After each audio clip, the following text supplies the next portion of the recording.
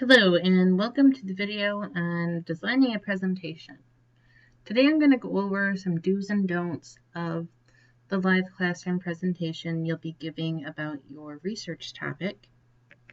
This isn't going to tell you exactly what you need to put in your presentation. For that, I suggest that you read those questions that I outlined in this week's module. But this will go over some design flaws or potential organization problems that people run into with presentations. All right, so these are things to keep in mind when you're giving your presentation or designing it. First of all, less is more. Avoid putting too much information on the slide, and you want to show the information to the audience and highlight the important things. You don't want your slides to be your personal script. So here's a bad example. As you can see, this slide is in paragraph form. There's way too many words on it, and if I were listening to you, odds are you would be speaking directly from the slide, and we don't want that to happen. You are an expert on your research topic, so you want your slides to be kind of like a visual stimuli rather than your script. Here's a good example. You can see this one's got a graphic on it. Please use graphics. We have a clear title, and we've got some bullet points of just highlights of information. I still think there's a lot of bullet points on here for a presentation, but this is an improvement compared to that paragraph that we saw before. Here is the best example. Here we have a clear image that kind of gives the reader or listener some kind of visual stimuli. And the points have been summarized into the minimal amount of words that you can put through. So we've gone from this to this to this, which is best.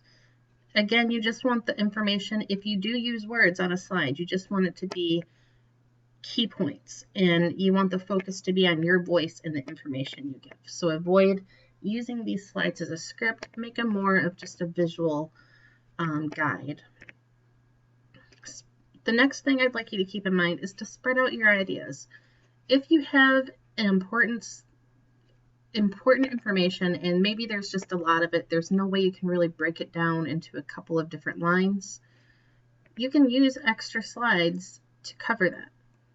So here what I've done is I've taken the same topic of the causes of the crisis in Syria, and rather than summarizing it into a couple of points, I've expanded it. So I have a slide about when it started and what happened when it started, which was in 2011. Protesters organized and demanded this release of prisoners, and I have an image of this protest. In response, the leader of the country ordered attacks on the protesters. This resulted in the killing, torture, jailing of thousands of protesters. And this guy didn't do it himself, but this is the leader that ordered the attacks. And then the third slide on this topic, the cause of the crisis in Syria, the conflict rose when that leader ordered armed guards to monitor the citizens. This led to many assaults, and it invaded the privacy of the citizens. And here you can see I've got an image of the armed guards that would be walking around town, looking to see if there's anybody they can bother.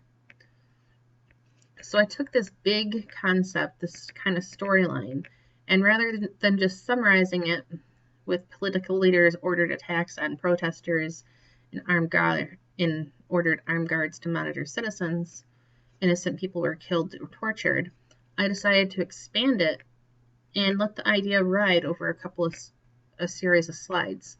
And if you were giving the presentation, you could choose to just do the one slide and summarize it, and then you talk during the whole slide.